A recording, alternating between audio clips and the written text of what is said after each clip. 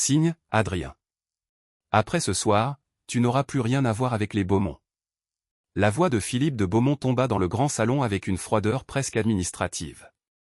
Devant moi, sur la table en marbre, un stylo noir reposait à côté d'un document de 4 pages. Renonciation volontaire à mes droits au sein du patrimoine familial. À 3 mètres de moi, Théo Beaumont était assis dans un fauteuil, une compresse contre le front, le visage pâle et les yeux rougis avec une précision presque parfaite. Claire, ma mère biologique, gardait une main sur son épaule comme si le simple fait de le lâcher pouvait le briser. « Papa, ne force pas Adrien, » murmura Théo. Il était seulement en colère. Je suis certain qu'il ne voulait pas me pousser. Une phrase remarquable. Il venait de prétendre me défendre tout en rappelant à toute la pièce que j'étais supposé l'avoir poussé. Camille réagit exactement comme il l'espérait. Tu l'entends? Même maintenant, Théo essaie encore de te protéger. Elle me regarda avec un dégoût qu'elle ne prit même pas la peine de cacher. Et toi, tu restes là sans présenter la moindre excuse. Élodie, debout près de la cheminée, fut plus mesurée. Elle ne semblait pas bouleversée par l'incident. Son regard était celui d'une directrice financière examinant un risque inutile. Cette situation dure depuis trop longtemps. Les tensions entre vous commencent à affecter l'image du groupe. Il faut prendre une décision. Voilà donc sa raison. Camille protégeait ses souvenirs d'enfance avec Théo. Claire protégeait le garçon qu'elle avait élevé pendant plus de 20 ans. Élodie protégeait Beaumont Group. Quant à Philippe, il protégeait ce qui comptait davantage pour lui que ses propres enfants, le contrôle. Je baissai les yeux vers le document. C'est à cet instant que ma mémoire se brisa. Ou plutôt qu'une seconde mémoire entra brutalement dans la première. Paris. Beaumont Group. Philippe. Claire. Élodie. Camille. Théo. Tous ces noms, je les connaissais. Quelques heures plus tôt, j'étais encore quelqu'un d'autre. Maintenant, j'étais Adrien de Beaumont, l'héritier biologique d'une puissante famille française et, surtout, le personnage le plus pitoyable d'une histoire dont je connaissais déjà la fin.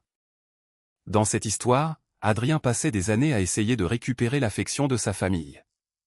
Il se justifiait. Il suppliait. Il cherchait des preuves.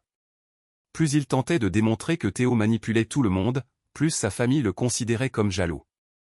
Et ce soir était le premier véritable tournant. Théo avait provoqué une dispute près de l'escalier, puis avait transformé un simple déséquilibre en accusation suffisamment crédible pour pousser Philippe à prendre cette décision. L'ancien Adrien aurait refusé de signer. Il aurait expliqué ce qu'il avait vu. Il aurait demandé à vérifier les caméras. Puis Théo aurait baissé les yeux en disant qu'il ne voulait accuser personne, et Claire aurait fini par le défendre encore plus férocement. Je connaissais déjà cette scène. Alors pourquoi la rejouer? Adrien. Philippe tapa une fois du doigt sur le dossier. Je ne le répéterai pas, je pris le stylo. Le silence changea immédiatement. Camille fronça les sourcils. Élodie releva légèrement la tête. Même Théo oublia pendant une seconde de conserver son expression fragile. « Tu vas vraiment signer ?» demanda Claire. Je parcourus rapidement les clauses. Renonciation à certaines fonctions familiales, départ de la résidence, abandon de toute prétention immédiate à la direction du groupe. En échange, une somme de départ que Philippe imaginait probablement généreuse. Je souris à peine. C'est bien ce que vous vouliez, non? Philippe se raidit. Il s'attendait à de la résistance, pas à cette tranquillité. Je signai, Adrien de Beaumont. Puis je poussai le document vers lui. Théo cligna des yeux. Il avait gagné. Du moins, c'était ce qu'il devait penser. Adrien. Commença-t-il doucement. Si tu pars à cause de moi, je peux quitter la maison à ta place. Je ne veux pas détruire cette famille. Camille se tourna aussitôt vers lui. Tu ne vas nulle part. Exactement. Il n'avait même pas eu besoin de demander qu'on le choisisse. Il lui suffisait de proposer de partir pour que les autres l'en empêchent. Je me levai. Alors reste. 2 mots. Rien de plus. Pour la première fois, Théo ne trouva pas immédiatement quoi répondre. Claire s'approcha d'un pas. Adrien, personne ne voulait que les choses finissent ainsi. Mais tu dois comprendre que Théo est notre fils lui aussi. Je la regardai calmement.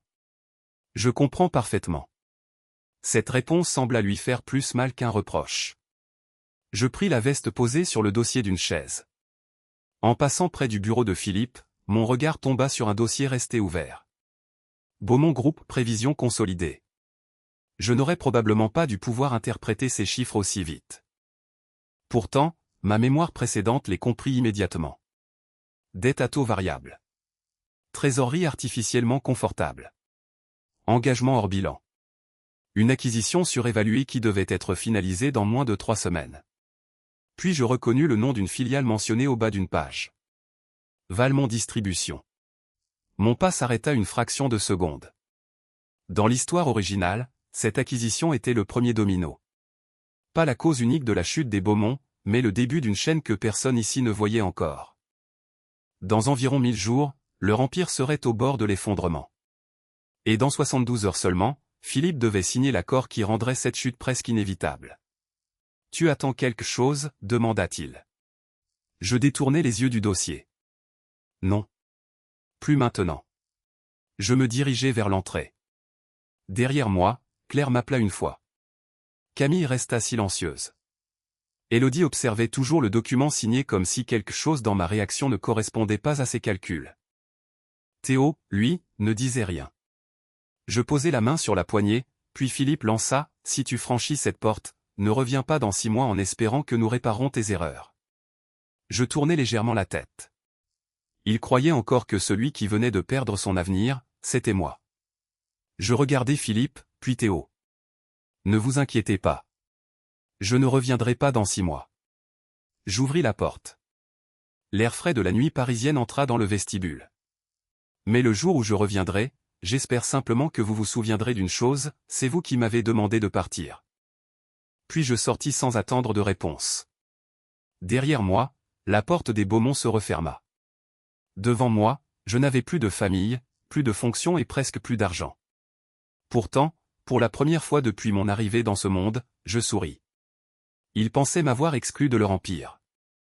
Ils ignoraient encore que leur empire venait d'entamer son compte à rebours. Mon téléphone vibra avant même que j'atteigne le portail de la propriété. Je baissai les yeux sur l'écran et vis une notification de la banque. Carte suspendue. Accès au compte secondaire révoqué. Philippe avait été plus rapide que prévu. Je sortis la carte noire de mon portefeuille, la regardai 2 secondes, puis la glissai dans une poubelle près de l'entrée. Voilà donc le prix de 24 années dans la famille Beaumont. Une carte bancaire inutilisable, une veste, mon téléphone et un compte personnel contenant exactement 1842 €. Étrangement, je ne ressentais aucune colère. La colère aurait supposé que j'attendais encore quelque chose d'eux. Je marchai jusqu'à la route principale et commandai un véhicule pour rejoindre Paris. Pendant les 30 minutes de trajet, je laissai les souvenirs d'Adrien se remettre en ordre. Ils ne revenaient pas comme une histoire continue, mais comme des fragments qui finissaient progressivement par former un tableau beaucoup moins innocent que celui présenté par Théo. 3 ans auparavant, Adrien avait préparé une analyse concernant une chaîne logistique déficitaire de Beaumont Group. Le lendemain, Philippe avait félicité Théo pour cette même analyse. 6 mois plus tard, un message envoyé depuis le téléphone d'Adrien avait insulté Camille. Adrien avait juré ne jamais l'avoir écrit. Personne ne l'avait cru. Puis il y avait eu cette réception à Lyon où un document confidentiel avait disparu de son ordinateur.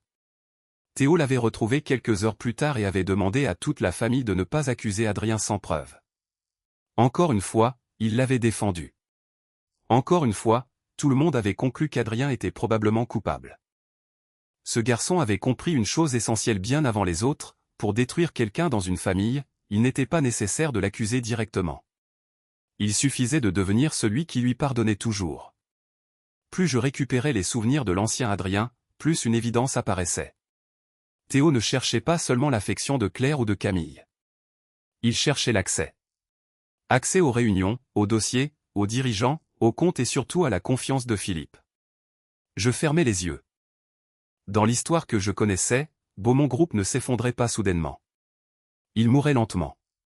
Une mauvaise acquisition en entraînait une autre. Des sociétés intermédiaires facturaient des prestations surévaluées. Certains contrats étaient renouvelés malgré des pertes évidentes.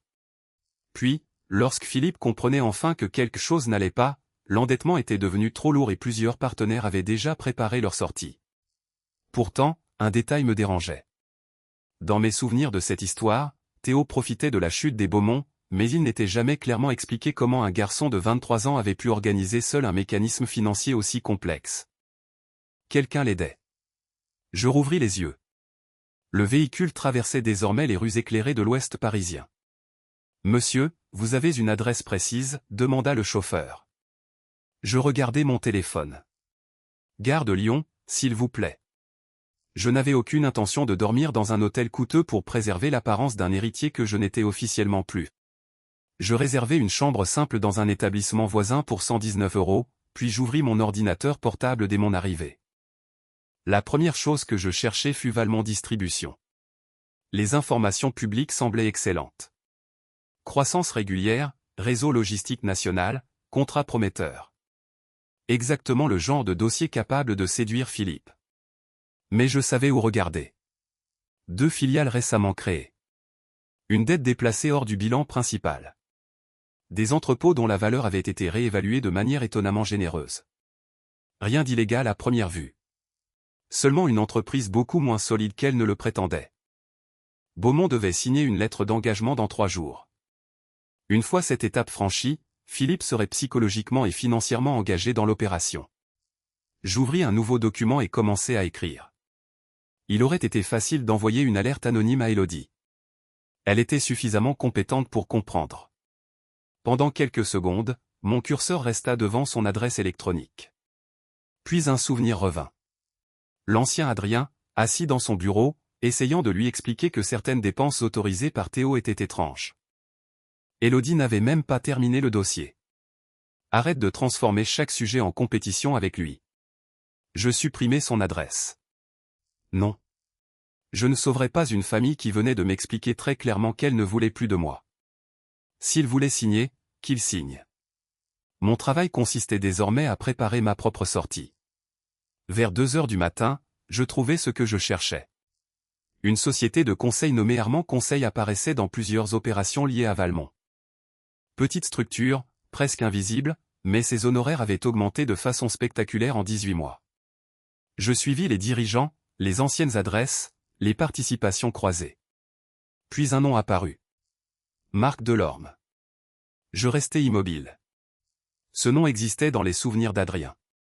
Théo l'avait rencontré 2 fois lors de soirées privées en affirmant qu'il s'agissait d'un ami d'université. Je notai l'information sans tirer de conclusion. Trop tôt. Une coïncidence n'était pas une preuve. Mon téléphone vibra de nouveau. Cette fois, c'était clair. Je laissai son appel se terminer. Quelques secondes plus tard, un message apparut. Elle voulait savoir où j'étais et me demandait de ne pas faire quelque chose d'irréfléchi. Je souris légèrement. Ils venaient de me mettre dehors et s'inquiétaient déjà de ma réaction. Pas parce qu'ils avaient peur pour moi. Ils avaient peur de ce que je pourrais faire contre eux. Je posai le téléphone face contre table et continuai mes recherches jusqu'à ce que le ciel commence à pâlir derrière les rideaux. À 6h20, j'avais compris 2 choses. Premièrement, Beaumont Group se dirigeait réellement vers le piège que je connaissais. Deuxièmement, les premiers fils semblaient déjà exister bien avant l'acquisition de Valmont.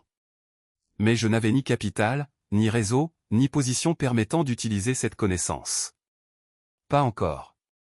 Je consultai alors la liste des investisseurs ayant récemment refusé de participer au financement de Valmont. Un nom attira immédiatement mon attention, Laurent Delacroix. Dans mes souvenirs de l'histoire, cet homme n'était mentionné qu'une seule fois. Un financier réputé difficile, connu pour avoir quitté une négociation lorsqu'il estimait que les chiffres ne correspondaient pas au récit qu'on lui présentait. S'il avait refusé Valmont, il avait probablement vu une partie du problème. Je cherchais son fond, ses investissements récents et ses difficultés actuelles.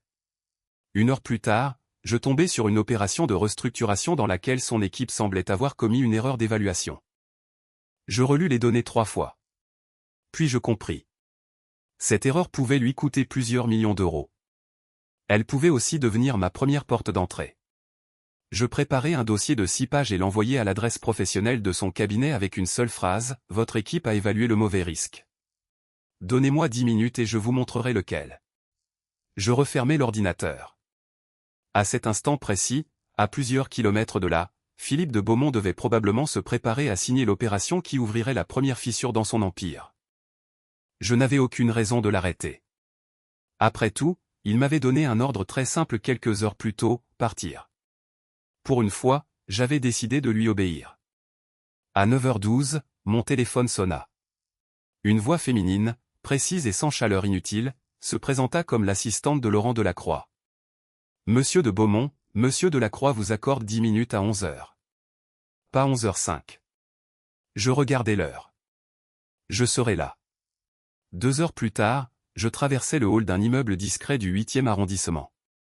Aucun luxe tapageur, aucune démonstration destinée à impressionner les visiteurs. Seulement du bois sombre, du verre, quelques œuvres contemporaines et des employés qui marchaient comme si chaque minute avait une valeur mesurable. Laurent Delacroix m'attendait dans une salle de réunion au 6e étage. Il devait avoir une cinquantaine d'années, costume gris parfaitement coupé, lunettes fines, expression impossible à lire. 3 personnes étaient assises avec lui. Un analyste, une juriste et un homme que je reconnus comme le directeur des investissements de son fonds. Mon dossier imprimé reposait devant Laurent. Il posa 2 doigts dessus. Vous avez 9 minutes 30. Je m'assis sans demander la permission. Cela suffira. Le directeur des investissements fronça immédiatement les sourcils. Laurent, lui, ne réagit pas, vous affirmez que nous avons évalué le mauvais risque. Expliquez. J'ouvris le dossier à la 3e page. Vous envisagez d'investir 14 millions d'euros dans Novary Mobilité parce que vous pensez que son principal problème est son coût d'acquisition client. Ce n'est pas le problème. L'analyste intervint aussitôt. Nous avons passé 6 semaines sur cette société. Alors vous avez passé 6 semaines à regarder le mauvais indicateur. Un silence tomba.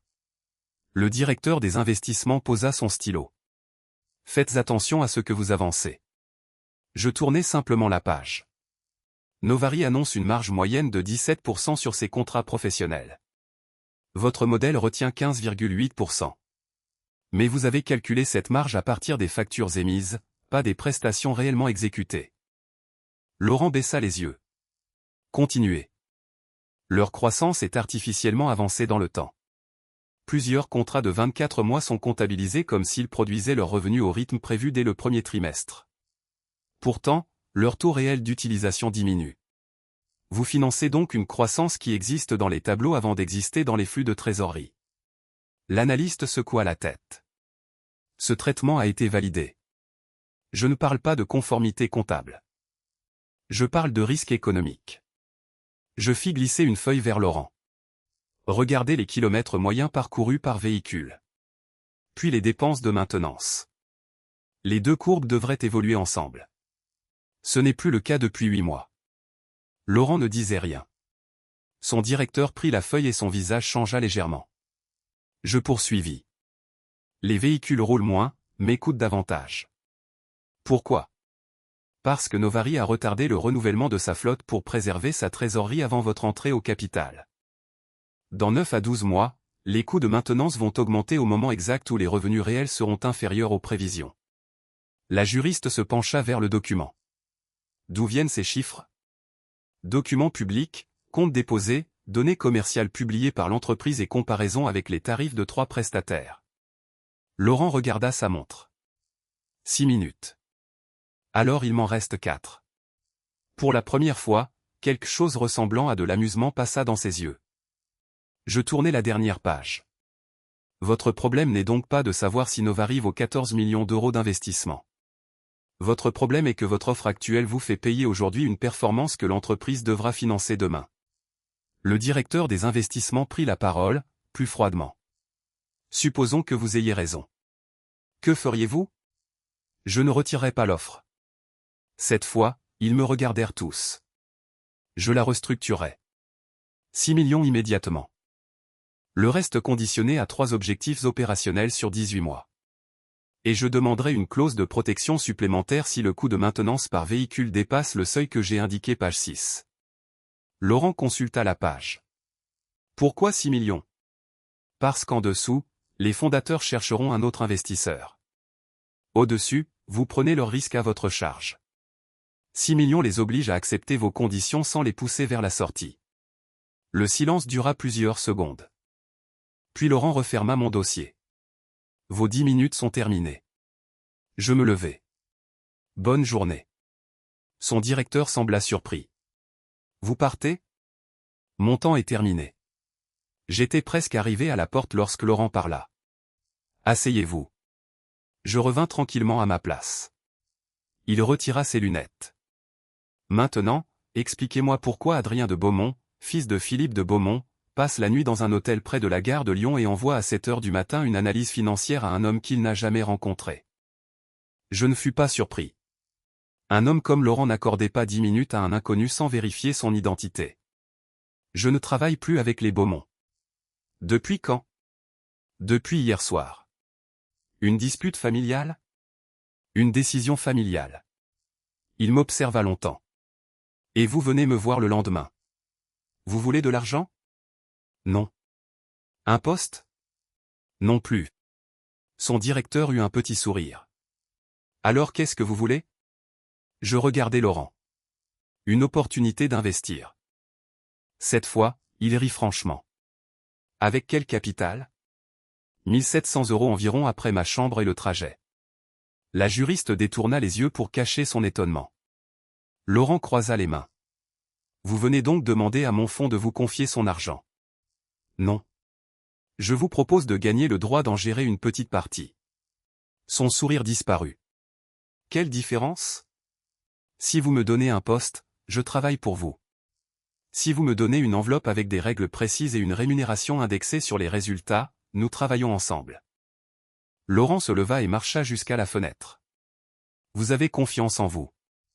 J'ai confiance dans les chiffres. C'est souvent plus dangereux. Il resta silencieux, puis se retourna. Très bien. 100 000 €. 3 mois. Aucun accès à nos dossiers confidentiels. Vous travaillez uniquement sur des opportunités publiques. Si vous perdez plus de 8%, l'expérience s'arrête. Son directeur se redressa. Laurent. Il leva une main pour l'interrompre. Je répondis, je veux 20% de la performance au-dessus de votre indice de référence. Laurent me fixa. Vous négociez déjà? Vous venez de dire que nous allions travailler ensemble. Un nouveau silence. Puis il hocha la tête. 15%, 18. 16. 17. Il tendit la main. 17. Je la serrai. Ce n'était pas une fortune. Ce n'était même pas encore une véritable position. Mais 24 heures plus tôt, j'étais l'héritier d'un empire qui ne m'appartenait pas réellement. Maintenant, je possédais quelque chose de beaucoup plus utile, ma première chance de construire sans eux. En quittant la salle, mon téléphone vibra. Un message d'Élodie apparut. Père signe l'accord Valmont après-demain.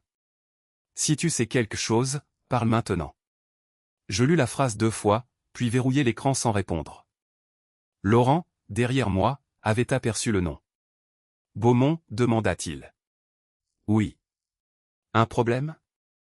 Je rangeai le téléphone dans ma poche. Pas pour nous. Puis je regardai les immeubles de Paris derrière les grandes baies vitrées. Dans 48 heures, Philippe ferait exactement ce que je savais qu'il allait faire. Et moi, pour la première fois, je n'allais pas essayer de l'en empêcher. 2 jours plus tard, Philippe de Beaumont signa l'accord Valmont. Je l'appris à 17h42, non pas par ma famille, mais par une notification financière annonçant fièrement une acquisition stratégique destinée à renforcer le réseau logistique de Beaumont Group. Laurent Delacroix posa son téléphone devant moi. Vous saviez qu'ils allaient signer. Je continuais d'examiner les chiffres affichés sur mon écran. Oui.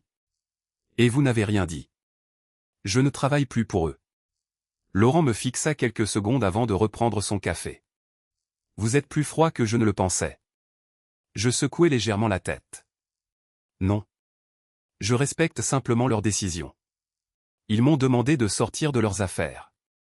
Cette réponse mit fin à la conversation. Les semaines suivantes furent beaucoup moins spectaculaires que ce que Philippe imaginait probablement pour moi. Je ne fondai pas un empire en 3 jours. Je ne devins pas milliardaire en un mois.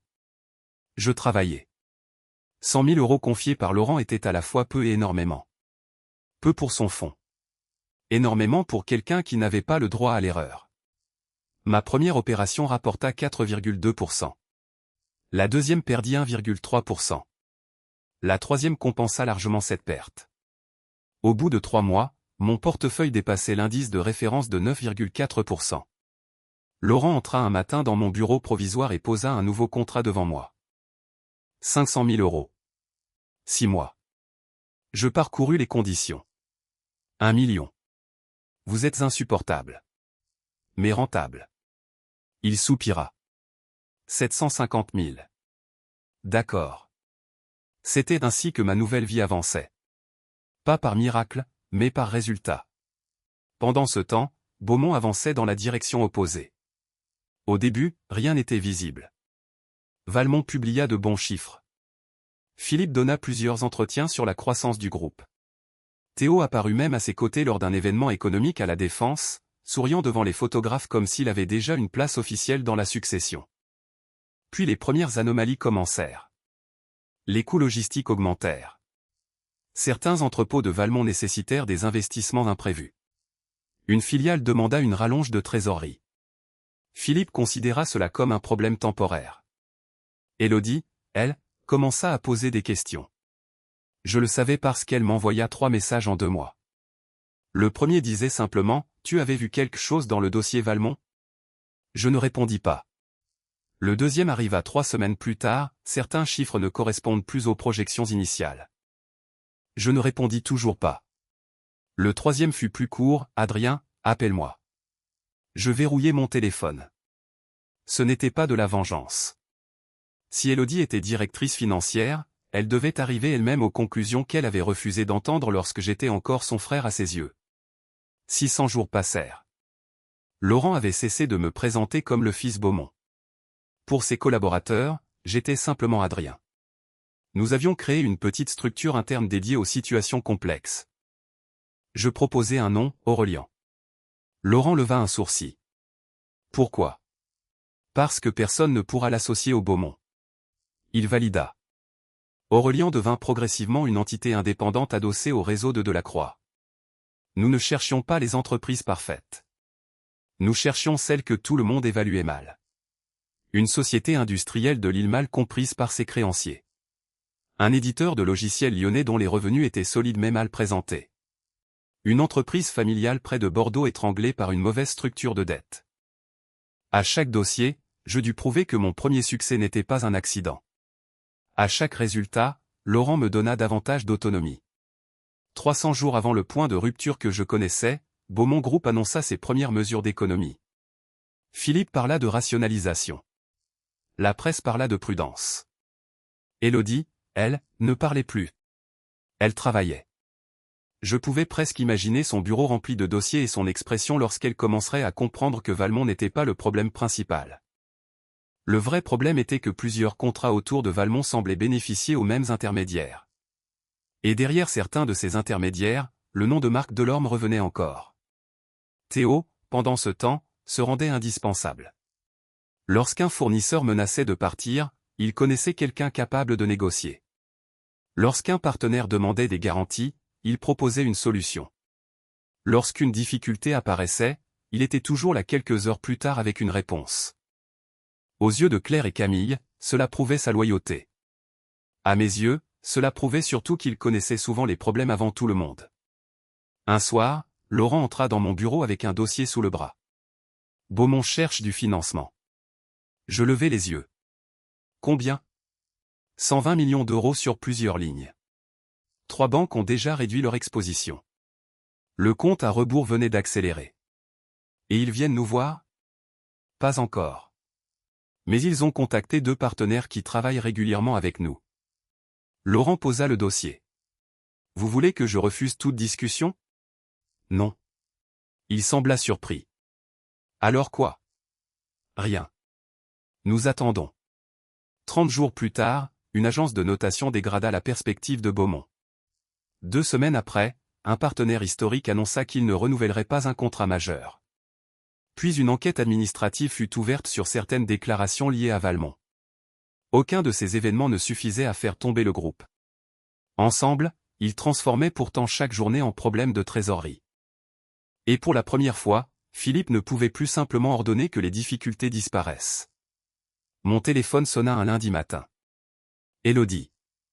Cette fois, je décrochai. Aucun bonjour. Aucun reproche. Sa voix était fatiguée. Adrien, j'ai besoin que tu répondes à une seule question. Je t'écoute. Elle resta silencieuse une seconde. Le soir où tu es parti, tu as regardé le dossier Valmont. Qu'est-ce que tu avais vu? Je me tournai vers la fenêtre. Paris s'étendait sous un ciel gris. La mauvaise question. Quoi? Tu cherches encore ce qui ne va pas chez Valmont. Cherche plutôt qui gagne de l'argent chaque fois que Beaumont perd le sien. Elle ne répondit plus. Je raccrochai. 3 heures plus tard, Laurent entra dans mon bureau avec une expression inhabituelle. Philippe de Beaumont demande officiellement un rendez-vous avec Aurélien. Je regardai le calendrier posé devant moi. 30 jours. Il leur restait environ 30 jours avant de violer l'une de leurs principales clauses bancaires. Laurent posa une dernière question. Je leur donne quel nom pour la personne qui dirigera la réunion? Je refermai lentement le dossier que je lisais. Le mien. Monsieur de Beaumont, votre rendez-vous de 10 heures est arrivé. Je regardai l'écran de mon ordinateur sans répondre immédiatement. 3 ans auparavant, Philippe m'avait fait attendre debout dans son salon pendant qu'il décidait si je méritais encore de porter son nom. Aujourd'hui, il attendait derrière la porte de mon bureau parce que son groupe avait besoin de 120 millions d'euros. Je fermai le dossier devant moi. Faites-les entrer. Philippe fut le premier à apparaître. Il avait toujours le même costume impeccable, la même démarche contrôlée, mais quelque chose avait changé. Son visage portait cette fatigue particulière des dirigeants qui dorment avec leur téléphone allumé. Claire entra derrière lui, suivie de Théo. Je remarquai immédiatement l'absence d'Élodie. Intéressant. Philippe s'arrêta en me voyant assis à l'autre bout de la table. Adrien. Pas mon fils. Pas monsieur de Beaumont. Seulement Adrien. Philippe. Claire eut un léger mouvement de surprise. Elle n'était probablement pas habituée à m'entendre appeler mon père biologique par son prénom. Théo, lui, sourit doucement. Ça fait longtemps, mon frère. Je désignai les sièges. Asseyez-vous. Nous avons 40 minutes. Philippe fronça les sourcils. Nous ne sommes pas ici pour une réunion ordinaire. Pourtant, vous avez demandé un rendez-vous professionnel. Il s'assit. Claire resta silencieuse quelques secondes avant de murmurer, « Tu as changé ». Je ne répondis pas. Philippe ouvrit son dossier. Beaumont traverse une période compliquée, mais les fondamentaux restent solides. Nous avons besoin d'un financement temporaire afin de stabiliser plusieurs lignes de crédit. Aurélien pourrait participer à hauteur de 50 millions d'euros, éventuellement davantage avec ses partenaires. Il parlait comme si la décision était presque prise. Je tournai une page. Non. Le silence fut immédiat. Pardon? Aurélien ne financera pas Beaumont dans les conditions actuelles. Philippe posa les mains sur la table. Tu n'as même pas étudié notre proposition. Je l'étudie depuis 3 semaines.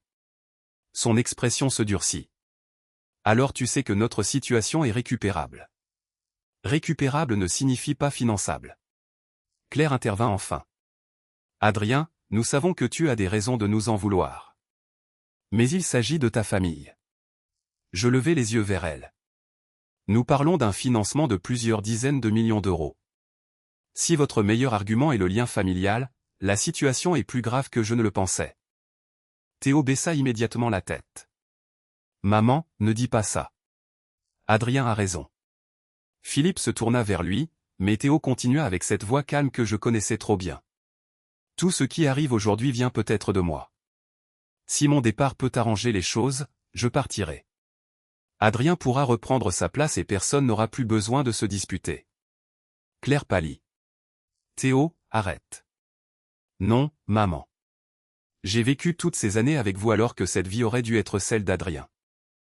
S'il refuse de nous aider parce que ma présence lui rappelle ce qu'il a perdu, je comprends. Remarquable. 3 ans avaient passé et sa méthode n'avait pas changé. Il ne demandait jamais qu'on le protège. Il proposait simplement de se sacrifier jusqu'à ce que quelqu'un d'autre le fasse à sa place. Claire prit aussitôt sa main. Personne ne te demande de partir. Philippe regarda vers moi avec irritation. Tu vois où ton attitude nous mène? Je refermai lentement le dossier. Mon attitude? Ne joue pas sur les mots. Tu voulais que Théo disparaisse depuis le début. Maintenant que tu as une position avantageuse, tu utilises les difficultés du groupe pour régler tes comptes. Je regardais Théo. Ses yeux restaient baissés, mais je vis ses doigts se détendre. Il avait obtenu exactement la réaction qu'il voulait. « Tu as fini ?» demandai-je. Théo releva la tête. « Quoi ? Ta représentation. Tu as fini ? » Claire se raidit. « Adrien. Il propose de quitter une famille que personne ne lui demande de quitter, dans une réunion concernant une dette qu'il ne peut pas rembourser, afin que vous oubliez tous pourquoi vous êtes venus. C'est efficace. Mais cela ne change pas les chiffres. » Philippe se leva. « Ça suffit. » Je restai assis. 30 jours. Il s'arrêta. « Qu'est-ce que tu racontes ? Dans 30 jours, Beaumont risque de violer l'un des engagements liés à sa dette bancaire. Si cela arrive, plusieurs créanciers pourront demander des garanties supplémentaires. Vous le savez. Élodie le sait. Voilà pourquoi elle n'est pas ici. Elle ne veut plus faire semblant que ce problème est temporaire. » Pour la première fois, Philippe ne répondit pas immédiatement. Claire regarda son mari. « Philippe ?» Théo, lui, ne bougea presque pas. Mais je vis son regard changer. Une seconde seulement. Il ne s'attendait pas à ce que je connaisse ce délai. Philippe reprit finalement, même si c'était exact, « Cela ne te donne pas le droit de nous humilier. » Je ne vous humilie pas. Je refuse simplement de vous donner de l'argent. Tu pourrais sauver l'entreprise de ton grand-père. Et vous pourriez commencer par comprendre pourquoi elle a besoin d'être sauvée. Philippe repoussa sa chaise. Nous trouverons quelqu'un d'autre. Je l'espère. Cette réponse le dérangea davantage qu'une provocation. Il s'attendait encore à ce que je veuille gagner contre lui. Mais je n'étais pas venu gagner une dispute familiale. Je voulais seulement voir jusqu'où ils étaient prêts à aller sans regarder la cause réelle du problème. Philippe se dirigea vers la porte.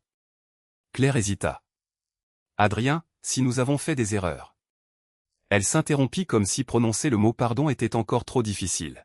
« Reviens au moins dîner un soir. Nous pourrions parler calmement. » Je la regardai quelques secondes. 3 ans plus tôt, vous aviez déjà l'occasion de parler calmement. Elle baissa les yeux. Théo s'approcha ensuite. « Je suis sincère, mon frère. Si tu veux que je parte. Reste. » Il se figea. Exactement comme autrefois. « Je ne comprends pas, je sais. » Avant qu'il puisse répondre, la porte s'ouvrit. Laurent Delacroix entra avec 2 membres du comité d'investissement. Il regarda rapidement Philippe, puis se tourna vers moi. « Président, le comité est prêt. Nous devons valider les allocations avant midi. » Le silence devint presque irréel. Claire fixa Laurent, puis moi. Philippe ne bougea plus. Théo fut le premier à comprendre. Jusqu'à cet instant, ils avaient probablement imaginé que j'étais devenu un analyste important ou un associé bénéficiant de la protection de Laurent. Ils n'avaient pas compris que l'homme devant eux venait de m'appeler président. Laurent consulta sa montre. « Nous pouvons reporter de 5 minutes si nécessaire. » Inutile. La réunion est terminée. Philippe me regarda comme s'il essayait de réorganiser 3 années d'information en quelques secondes. « Aurélien est à toi. »« En partie. »« Depuis quand ? » ?»« Assez longtemps. » Théo avait perdu son sourire. « Pas longtemps. Seulement 1 seconde. » Mais 7 secondes me suffit. Philippe quitta finalement la pièce sans ajouter un mot. Claire le suivit. Théo resta près de la porte et me lança un dernier regard. Ce n'était plus celui du frère compréhensif. Pour la première fois, il me regardait comme un problème réel. Lorsque la porte se referma, Laurent posa un dossier sur ma table. « Votre famille est intéressante. Vous n'avez encore rien vu. » Il s'assit. « J'ai autre chose. Notre équipe a examiné les paiements de Beaumont à plusieurs sociétés intermédiaires, comme vous l'aviez demandé. » Je pris le dossier. Et le nom de Marc Delorme revient encore. Mais ce n'est pas le plus intéressant. Il fit glisser une feuille vers moi.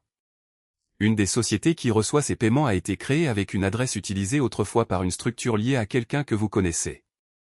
Je parcourus la page. Mon regard s'arrêta sur le nom. Laurent observa mon visage.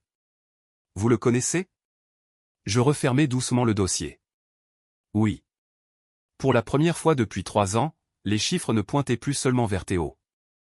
Ils pointaient vers quelqu'un qui avait accès à Beaumont bien avant son arrivée dans les affaires. Adrien, ne raccroche pas, la voix d'Élodie arriva dans mon téléphone à 7h18, plus tendue que je ne l'avais jamais entendue. Je refermai le dossier que Laurent m'avait remis la veille. Je t'écoute. Elle resta silencieuse quelques secondes. J'ai suivi ton conseil. Je n'ai plus cherché ce que Beaumont perdait. J'ai cherché qui gagnait de l'argent. Je me levai et marchai vers la fenêtre. Et Armand Conseil a reçu près de 4 millions d'euros en 3 ans par l'intermédiaire de plusieurs contrats. Certaines factures ont été validées par des directions différentes, alors personne n'avait une vision complète. Continue. Marc Delorme apparaît derrière plusieurs structures. Mais ce qui me dérange, c'est que certaines autorisations ont été accordées avant même que Théo commence officiellement à participer aux affaires du groupe. Voilà enfin la bonne question. Tu comprends donc pourquoi je ne t'ai pas donné la réponse. Sa voix se refroidit. Tu savais. Je soupçonnais. Ce n'est pas la même chose. Et tu nous as laissé continuer pendant 3 ans. Élodie, le soir où je suis parti, tu étais dans la pièce. Silence. Je sais. Alors ne transforme pas aujourd'hui en procès contre moi. Cherche la vérité. Elle inspira lentement. J'ai trouvé autre chose. Un virement de 980 000 € vers une société appelée Marceau Participation. La justification est vague. Conseil stratégique international. Le document porte une validation électronique attribuée à Philippe, mais le jour de la validation, Père était à Montréal pour une conférence. Une signature électronique peut être utilisée à distance. Oui. Sauf que j'ai vérifié les journaux internes. La demande a été initiée depuis un terminal situé au siège, à Paris. Cette fois, je ne répondis pas immédiatement. Qui avait accès à ce niveau d'autorisation? Très peu de personnes. Père. Moi. 2 responsables juridiques. Et depuis 18 mois, Théo dispose d'un accès délégué pour certains dossiers.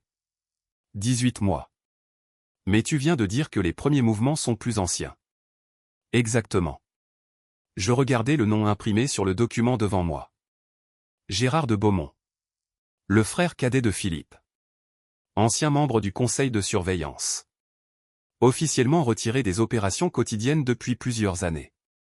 L'adresse historique utilisée par l'une des sociétés intermédiaires avait autrefois appartenu à une structure dont Gérard était administrateur.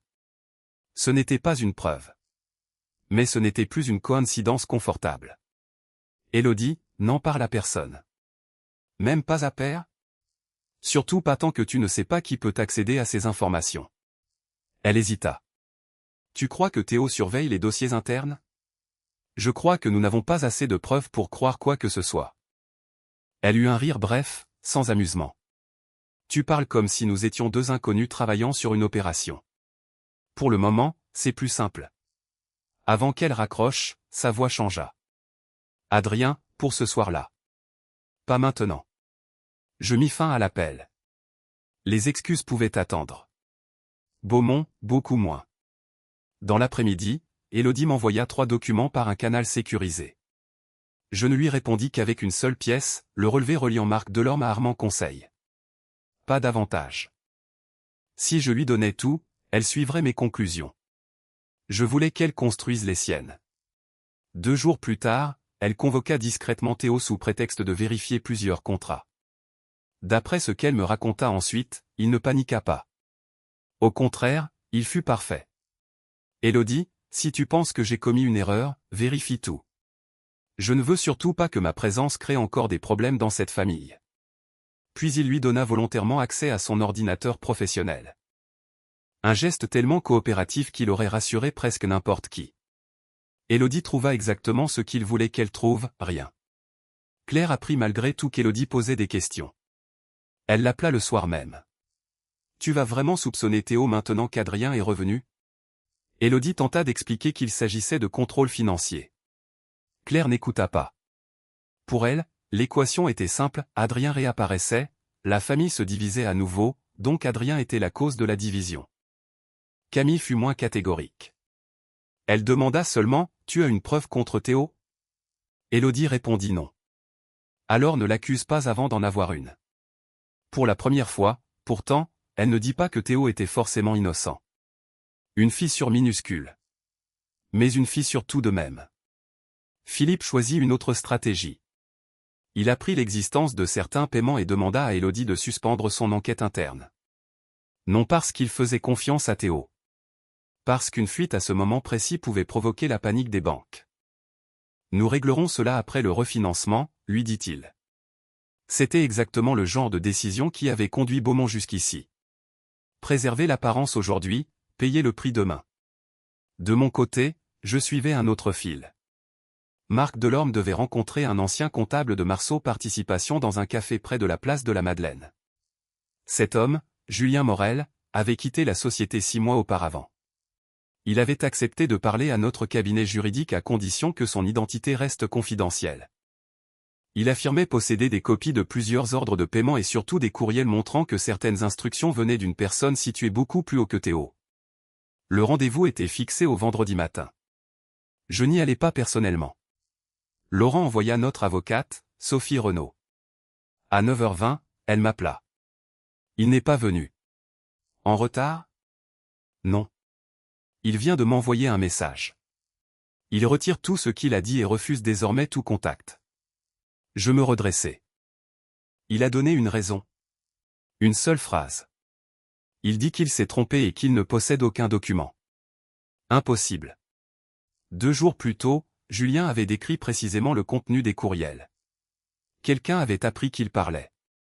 Sophie, ne le contactez plus. Vous pensez qu'il a prévenu Delorme? Je pense surtout que quelqu'un a été prévenu avant nous. Je raccrochai et appelai immédiatement Élodie. Aucune réponse. 1 minute plus tard, elle me rappela. Qu'est-ce qui se passe? Qui savait que tu enquêtais sur Marceau Participation? Personne en dehors de mon équipe. Réfléchis. Un silence. Puis sa respiration changea. J'ai demandé aux archives juridiques de retrouver les anciens contrats. Qui supervise les archives? Elle ne répondit pas tout de suite. Un responsable nommé par Gérard il y a plusieurs années. Je fermai les yeux une seconde. Voilà le problème. Pendant 3 ans, j'avais observé Théo comme s'il était le centre du système. Mais Théo n'avait peut-être jamais construit ce système. Il l'utilisait. Quelques minutes plus tard, Laurent entra dans mon bureau avec une autre mauvaise nouvelle. L'un de nos partenaires bancaires venait de suspendre une ligne destinée à une opération importante d'Aurelian, officiellement pour réévaluer son exposition au risque. Coïncidence, demanda-t-il. Je regardais le dossier Beaumont ouvert devant moi. Je ne crois plus beaucoup aux coïncidences. Mon téléphone vibra alors. Un message de Théo. 3 mots seulement, fais attention, Adrien. Je fixai l'écran. Jusqu'ici, il avait toujours joué au frère conciliant. Cette fois, il venait de commettre une erreur. Il venait de me confirmer qu'il savait que je cherchais. Mais surtout, si Théo avait suffisamment confiance pour abandonner son masque, cela signifiait une chose beaucoup plus inquiétante, il pensait ne plus être seul. Adrien, nous avons un problème. Laurent ne prit même pas la peine de s'asseoir. Il posa son téléphone devant moi, écran allumé sur un article publié depuis moins de 4 minutes. Le titre suffisait. Le fils écarté des Beaumont aurait parié sur l'effondrement du groupe familial. Je lus les premières lignes sans changer d'expression.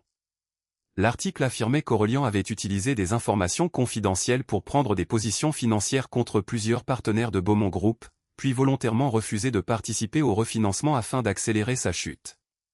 Plus bas, des documents apparaissaient. Courriel. Tableau. Notes internes. Mon nom était partout. C'est faux, dit Laurent. Pas entièrement. Il me regarda. Expliquez. Je tournai l'écran vers lui. Les tableaux sont authentiques. Ce sont nos analyses publiques. Les commentaires ajoutés autour sont faux. Quelqu'un a pris de vrais documents et fabriqué une intention autour. Laurent comprit immédiatement. Un faux grossier aurait été facile à détruire. Un mensonge construit autour de 90% de vérité était beaucoup plus dangereux. Mon téléphone commença à vibrer. Un journaliste.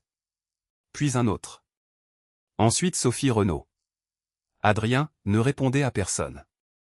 L'autorité des marchés financiers vient de demander des informations sur certaines opérations d'Aurelian. Ce n'est pas une accusation, mais nous devons coopérer immédiatement. Faites-le. Donnez tout ce qui est légalement communicable. Il y a autre chose. Un ancien consultant affirme que vous lui avez demandé de rechercher des moyens de prendre le contrôle de Beaumont à bas prix. Je me penchai légèrement en arrière. Quel consultant? Nicolas Vasseur. Je connaissais ce nom. Il avait travaillé 2 mois pour Aurelian l'année précédente avant que Laurent mette fin à sa mission pour insuffisance professionnelle. Il ment. Je sais. Mais il prétend avoir des courriels. Vérifiez les métadonnées avant de répondre. Je raccrochai. Laurent observait toujours l'article. Ils n'essaient plus de protéger Théo. Ils essaient de vous transformer en cause de la crise. Oui. Vous semblez étonnamment calme. Parce qu'ils viennent de prendre un risque. Avant qu'il puisse répondre, l'écran de télévision du bureau afficha une édition économique spéciale. Philippe apparaissait devant le siège de Beaumont Group. Un journaliste lui demanda s'il pensait que son fils biologique avait volontairement cherché à fragiliser l'entreprise. Philippe resta silencieux quelques secondes. J'attendis. Il aurait pu dire qu'aucune preuve n'existait.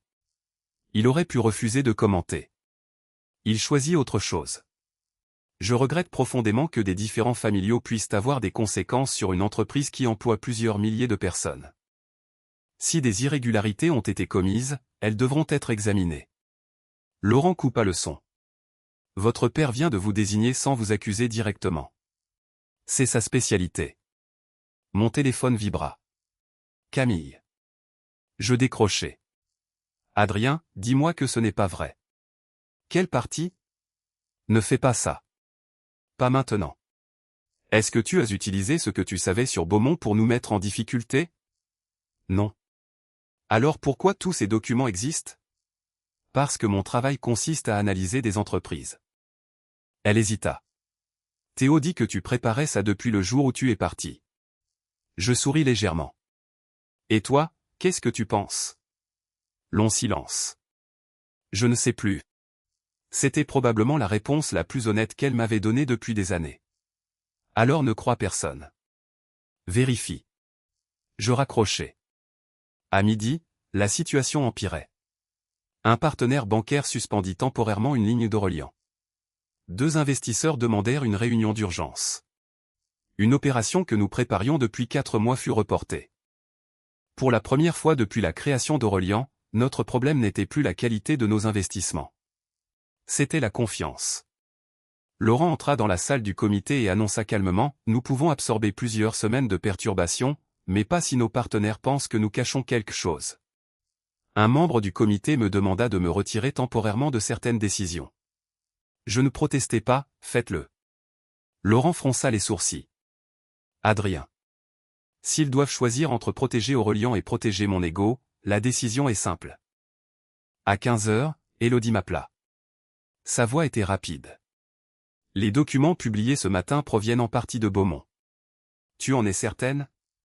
J'ai reconnu 2 tableaux internes. Quelqu'un les a exportés hier soir. J'ai demandé les journaux d'accès. Et l'accès apparaît sous mon identifiant. Je me redressai. Tu les as exportés? Non. Quelqu'un a utilisé mes droits. Voilà leur deuxième mouvement. Ils ne se contentaient pas de m'isoler. Ils préparaient aussi Élodie comme responsable idéal si l'opération échouait. Copie les journaux sur un support indépendant. Ne confronte personne. J'ai déjà demandé une vérification informatique. Annule-la. Pourquoi? Parce que si quelqu'un peut utiliser ton identifiant, il saura immédiatement ce que tu cherches. Elle se tut. Puis elle murmura, trop tard. Qu'est-ce que tu veux dire? Philippe vient de me retirer l'accès à plusieurs dossiers. Il pense que je t'ai transmis des informations confidentielles. Je fermai les yeux une seconde. Théo venait de gagner 2 choses en une matinée, il m'avait transformé en ennemi extérieur et Élodie en traîtresse intérieure. Écoute-moi. Ne fais rien aujourd'hui. Beaumont n'a plus le temps. Justement. Il reste combien? Je regardai le calendrier. Environ 72 heures avant que les banques puissent exiger de nouvelles garanties. Elle inspira lentement. Père refuse toujours de te croire. Je sais. Une notification apparut sur mon ordinateur. Conférence de presse de Beaumont Group. Philippe annonçait que Théo participerait désormais au comité chargé de négocier avec les créanciers afin de garantir la stabilité de la famille. Je fixai l'écran. Il venait de donner davantage d'accès à la personne que nous surveillions. Laurent revint dans mon bureau quelques minutes plus tard. Notre principal partenaire veut suspendre votre mandat jusqu'à clarification. Accepté. Vous réalisez que, publiquement, Théo vient de gagner? Oui. Et votre famille le place maintenant au centre des négociations? Oui. Laurent posa les deux mains sur la table. Alors dites-moi pourquoi vous avez l'air presque satisfait. Je fis pivoter mon ordinateur vers lui. Depuis le matin, une alerte silencieuse suivait un compte professionnel précis. Celui-là même qui apparaissait dans plusieurs opérations anciennes liées à Marc Delorme. À 16h27, une connexion venait d'être enregistrée. Puis un transfert de documents. Puis une demande vers une société que nous surveillons depuis plusieurs semaines. Parce que jusqu'à hier, Théo faisait attention. Aujourd'hui, il pense que je suis neutralisé. Laurent regarda les données. Vous l'avez laissé croire qu'il avait gagné. Non. Il a réellement gagné cette manche. Aurélien vient de perdre une ligne bancaire, ma réputation est attaquée et Élodie a été écartée. Ce sont de vraies pertes. Alors pourquoi ne réagissez-vous pas publiquement? Je regardais l'heure. 71h33. Parce que s'il croit que son plan fonctionne, il devra maintenant déplacer ce qu'il veut protéger avant que Beaumont ne manque de temps. Une nouvelle alerte apparut. Un transfert vers Marceau Participation. Puis un second. Et enfin un identifiant que je n'avais encore jamais vu. Je cliquai dessus. Le compte avait été créé plusieurs années avant que Théo obtienne le moindre accès aux affaires familiales. Laurent se pencha vers l'écran. Ce compte ne peut pas être à lui. Exactement. Pour la première fois, nous ne suivions plus Théo vers Marc Delorme. Nous remontions au-delà de Théo. Quelqu'un avait construit ce réseau avant lui. Et maintenant que tout le monde me croyait occupé à sauver ma réputation, cette personne venait enfin de bouger. Ne touchez plus à rien. Laurent me regarda comme s'il avait mal entendu. Sur l'écran, le nouvel identifiant venait d'autoriser 2 mouvements vers Marceau Participation. Beaumont n'avait plus que 71 heures avant l'échéance bancaire, mais je venais enfin d'obtenir ce que 3 années d'observation ne m'avaient jamais donné, quelqu'un, derrière Théo, avait bougé. Vous voulez laisser partir l'argent? Demanda Laurent. Je veux savoir où il va. Si nous bloquons maintenant, nous arrêtons une transaction. Si nous attendons, nous pouvons identifier le réseau. Sophie Renaud fut appelée immédiatement. Pendant les 2 heures suivantes, chaque information fut vérifiée uniquement à partir de documents auxquels nous avions légalement accès. Pas de raccourci. Pas d'accusation.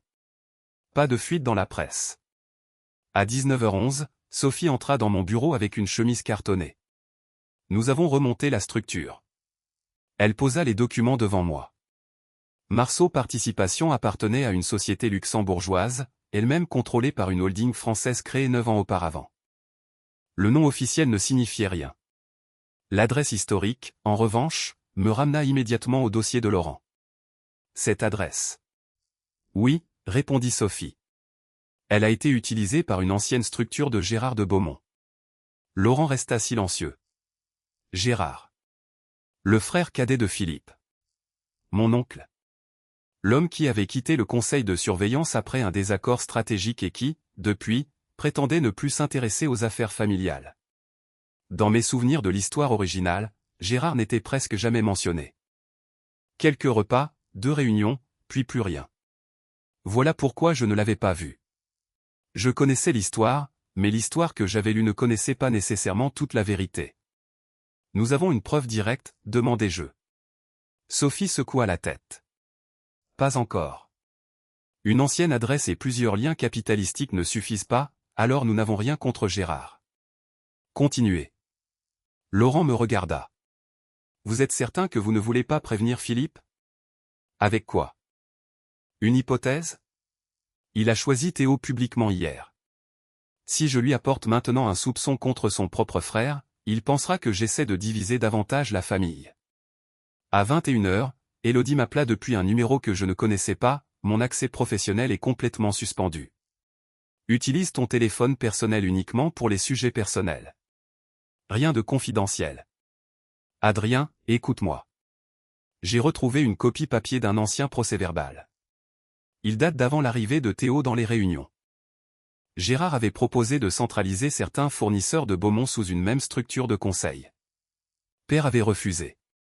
Quelques mois plus tard, les mêmes fournisseurs sont revenus par l'intermédiaire de sociétés différentes. Je me redressai. Tu as le document? Oui. Garde-le. Ne me l'envoie pas, pourquoi? Parce que tu es déjà accusé de me transmettre des informations. Ne leur donne pas raison. Elle resta silencieuse. Tu me crois? Demanda-t-elle finalement. 3 ans plus tôt, elle ne m'avait pas cru. Je pouvais entendre cette question derrière la sienne. Je crois les faits. Et pour l'instant, les faits disent que quelqu'un utilise tes accès. Elle souffla doucement. C'est déjà plus que ce que je t'ai donné à l'époque. Je ne répondis pas. Ce n'était toujours pas le moment de régler notre passé. À minuit, une nouvelle transaction apparut. Puis une autre. Le réseau se dessinait progressivement. Les fonds ne quittaient pas simplement Beaumont. Ils servaient aussi à acheter, par l'intermédiaire de structures indépendantes, des créances émises par certaines filiales fragiles du groupe. Laurent comprit avant même que je termine le tableau. Quelqu'un prépare une reprise. Oui. Le plan devenait clair. Affaiblir Beaumont, augmenter sa dépendance au crédit, récupérer discrètement certaines créances, puis attendre une violation des engagements bancaires. Lorsque Philippe serait obligé de vendre rapidement des actifs, les sociétés déjà positionnées pourraient les acquérir avec une décote importante. Théo pensait probablement qu'il obtiendrait enfin sa place. Mais un garçon de 23 ans n'avait jamais été au centre de ce mécanisme. Il n'était qu'une porte ouverte de l'intérieur. À 6h30 le lendemain matin, il restait moins de 60 heures. Beaumont annonça qu'une négociation avec ses créanciers avait échoué pendant la nuit. Son cours recula dès l'ouverture des marchés. Je ne fis toujours aucune déclaration publique. Les journalistes interprétèrent mon silence comme un aveu. Théo, lui, devint plus confiant. Il participa à une interview devant le siège du groupe. Malgré les attaques extérieures, notre famille restera unie, déclara-t-il. Puis il ajouta avec une modestie soigneusement calculée, je ne cherche aucun pouvoir. Je veux seulement aider papa et mes sœurs à protéger ce que notre grand-père a construit. Je coupai la vidéo. Laurent sourit sans amusement. Il se croit déjà héritier. Il se trompe sur quelque chose de plus important. Quoi? Il croit que Gérard travaille pour lui. À 11h, Sophie obtint enfin le document qui manquait. Une convention ancienne liait Marc Delorme à une structure contrôlée à l'époque par Gérard. La date précédait de plusieurs années l'implication de Théo dans Beaumont. Puis nous trouvâmes une série de courriels professionnels archivés dans le cadre d'un ancien litige commercial. Aucun n'ordonnait directement une fraude. Il révélait néanmoins une stratégie très claire, Gérard cherchait depuis longtemps à récupérer les actifs logistiques de Beaumont en cas de restructuration. Tout s'emboîtait. Valmont n'avait jamais été seulement une mauvaise acquisition. Elle avait créé exactement la dette nécessaire pour rendre Beaumont vulnérable. Mon téléphone sonna. Philippe. Je décrochai. Adrien. Sa voix n'avait plus la même autorité. Les banques nous donnent 48 heures. Je regardai Laurent. Je sais. Je veux reprendre la discussion avec Aurélien. Les conditions ont changé. Combien veux-tu? Ce n'est pas une question d'argent. Silence. Alors qu'est-ce que tu veux? Je regardais le dossier Gérard posé devant moi. Une assemblée extraordinaire des actionnaires. Tous les administrateurs présents. Aucun vote par procuration. Philippe se raidit immédiatement. Tu n'es pas en position d'exiger ça. Alors trouvez quelqu'un d'autre. Je raccrochai. Laurent leva un sourcil. Vous pensez qu'il acceptera? Il n'a pas besoin d'accepter. Les banques vont l'aider à réfléchir. 2 heures plus tard, une notification officielle arriva. Assemblée extraordinaire le lendemain matin. Mais une seconde information l'accompagnait. 3 fonds avaient cédé une partie de leur droit de vote à un véhicule d'investissement partenaire d'Aurélien dans le cadre d'un accord conclu plusieurs semaines auparavant. Avec les soutiens déjà obtenus par Laurent, nous disposions désormais d'un bloc suffisant pour imposer certaines résolutions au Conseil. Pour la première fois depuis mon départ, je pouvais entrer chez Beaumont sans demander la permission de Philippe. À 17 h, Élodie m'envoya seulement 4 mots, « Gérard sera présent demain ». Je posai mon téléphone. Laurent referma le dossier. Et Théo ? Lui aussi. Vous allez tout révéler ? Je me levai et pris ma veste. Pas immédiatement. Laurent soupira. Encore une fois, pourquoi ? Je regardai l'horloge. 41 heures avant l'échéance bancaire. Parce que demain, Théo pensera encore que je suis venu prendre sa place. Philippe pensera que je suis venu prendre Beaumont. Et Gérard pensera que je suis venu sauver l'entreprise. Et en réalité ? J'ouvris la porte. Je viens seulement leur laisser assez de temps pour mentir une dernière fois avant que les documents parlent à leur place. Avant de commencer, je vais poser une seule question. Je restai debout au bout de la longue table du conseil pendant que Philippe me regardait avec une impatience qu'il contrôlait de moins en moins. Élodie était assise à sa droite. Claire et Camille avaient été autorisées à assister à la réunion en qualité d'actionnaires familiaux. Théo se tenait près de Philippe, parfaitement calme. Gérard de Beaumont, lui, avait choisi une place légèrement en retrait. Laurent Delacroix et Sophie Renaud étaient installés face à eux. Il restait moins de 40 heures avant l'échéance bancaire. « Pourquoi sommes-nous ici, Adrien ?» demanda Philippe. « Ma question d'abord. Qui pense encore que je suis responsable de la crise de Beaumont ?» Théo baissa les yeux. Personne ne devrait transformer cette réunion en conflit familial. Je le regardais. Merci. C'est exactement ce que j'attendais. Il fronça légèrement les sourcils. Je fis glisser un premier dossier au centre de la table. Commençons par quelque chose de simple. Les documents publiés contre Aurélien contenaient 2 tableaux internes à Beaumont. Élodie n'a jamais autorisé leur transmission. Pourtant, ils ont été exportés avec son identifiant. Philippe se tourna vers elle. Tu me l'avais caché. Parce que tu m'avais déjà retiré mes accès avant de vérifier les journaux informatiques. Je poursuivis. L'analyse technique montre que l'exportation a été initiée depuis un terminal utilisé par l'équipe chargée des négociations avec les créanciers. Le visage de Philippe changea. Théo répondit immédiatement. Beaucoup de personnes ont accès à cet espace. Exact. Voilà pourquoi ce document ne prouve pas que tu as fait quoi que ce soit. Il sembla surpris. Je n'étais pas venu l'accuser sans preuve. Je voulais qu'il parle. Alors pourquoi me regardes-tu ? Demanda-t-il. Parce que tu viens de confirmer que tu connaissais l'emplacement du terminal avant que je le précise. Silence. Camille tourna lentement la tête vers lui. Théo se reprit. Je travaille avec cette équipe depuis plusieurs jours. Évidemment que je connais les bureaux. Réponse raisonnable. Passons à la suite. Deuxième dossier. Armand Conseil. Marceau Participation. Marc Delorme. Les paiements furent affichés dans leur ordre chronologique. Élodie prit la parole. J'ai vérifié ces montants. Plus de 7 millions d'euros ont circulé à travers plusieurs contrats dont les prestations réelles sont difficiles à justifier. Claire regarda Théo. Tu savais ? Il secoua la tête. Non. Je te crois, dis-je.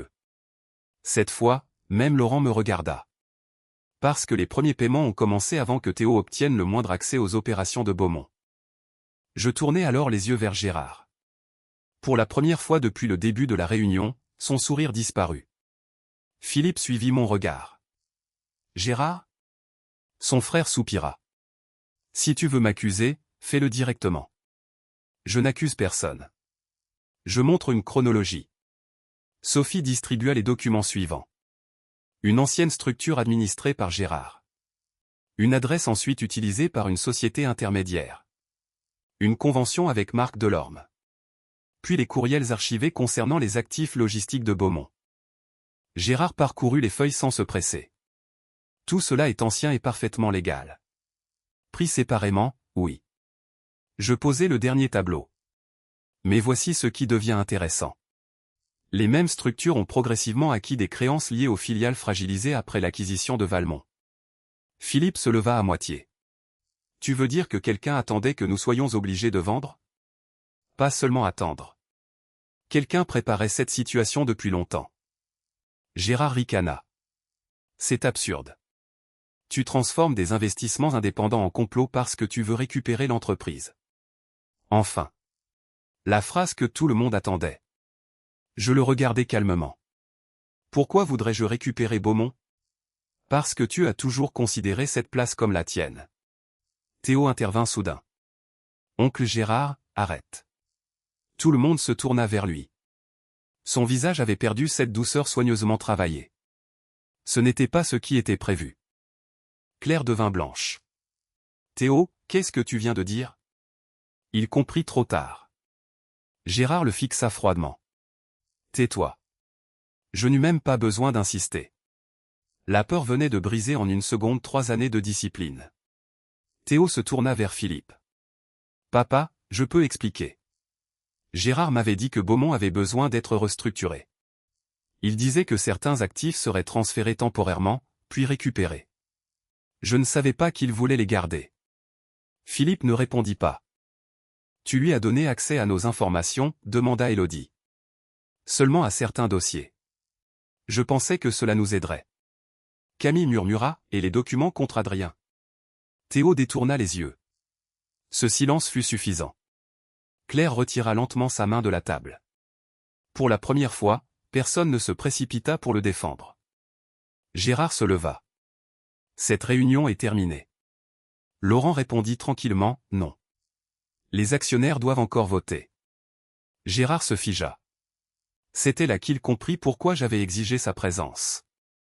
Les droits de vote réunis par Aurélien et ses partenaires, ajoutés au soutien d'Élodie et de plusieurs administrateurs désormais informés, suffisaient pour imposer une restructuration de gouvernance.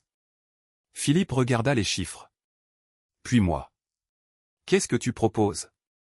Premièrement, suspension immédiate de tous les contrats liés aux structures identifiées, sous contrôle juridique. Deuxièmement, audit indépendant. Troisièmement, négociation d'un accord temporaire avec les créanciers. Aurélien apportera une partie du financement à condition qu'aucun membre de la famille ne puisse interférer avec l'audit. Et Gérard? Les documents seront transmis au conseil compétent. Ils détermineront les responsabilités. Et Théo? Je regardais le garçon que toute la famille avait protégé pendant des années. Même réponse. Je ne suis pas juge. Cette phrase sembla le déstabiliser davantage qu'une menace. Philippe s'assit lentement. Et moi? Tu quittes la présidence opérationnelle pendant la restructuration. Claire inspira brusquement. Philippe resta silencieux longtemps, puis demanda, tu veux prendre ma place? Je souris légèrement. Toujours la mauvaise question. Le vote eut lieu. Philippe perdit la direction opérationnelle. Gérard perdit son influence sur le conseil. L'audit fut approuvé. Aurélien et ses partenaires fournirent suffisamment de liquidités pour empêcher l'échéance bancaire de déclencher une crise immédiate. Beaumont n'était pas sauvé définitivement. Mais il avait cessé de tomber. Après la réunion, Claire me retrouva dans le couloir. Camille et Élodie étaient avec elle. Philippe resta quelques mètres derrière. Théo n'était plus là. Claire parla la première. Adrien, reviens à la maison. 3 ans auparavant, j'aurais probablement attendu cette phrase pendant des semaines. L'ancien Adrien aurait peut-être donné n'importe quoi pour l'entendre. Aujourd'hui, elle arriva trop tard. Philippe s'approcha. Le conseil aura besoin d'un nouveau dirigeant après la restructuration. Tu es l'héritier légitime. Beaumont devrait te revenir. Je le regardais. Le soir où vous m'avez chassé, vous pensiez que je voulais Beaumont. Aujourd'hui, je pourrais prendre le contrôle de Beaumont avec quelques signatures, et je n'en veux toujours pas. Claire baissa les yeux. Camille ne trouva rien à répondre. Élodie, elle, ne chercha pas d'excuses. Je suis désolée, dit-elle simplement. Je t'ai jugé sans vérifier. Je hochai légèrement la tête. C'était la première excuse de cette famille qui ne demandait rien en échange. Je me dirigeai vers l'ascenseur. Élodie m'appela une dernière fois. Alors pourquoi nous avoir aidés? Je m'arrêtai. Derrière les portes vitrées, des employés traversaient encore les couloirs, ignorant à quel point leur avenir venait de se jouer autour d'une table. Je ne vous ai pas sauvé. J'ai empêché plusieurs milliers de personnes de perdre leur emploi à cause des erreurs d'une famille qui pouvait se permettre d'en commettre. Les portes de l'ascenseur s'ouvrirent. 3 ans auparavant, j'avais quitté les Beaumont avec moins de 2000 € et une carte bancaire désactivée. Aujourd'hui, ils m'offraient l'empire entier pour que je reste. J'entrai dans l'ascenseur sans me retourner. Pour la première fois, je n'étais ni le fils rejeté, ni l'héritier légitime, ni le rival de Théo. J'étais simplement Adrien. Et cette fois, ce nom m'appartenait vraiment.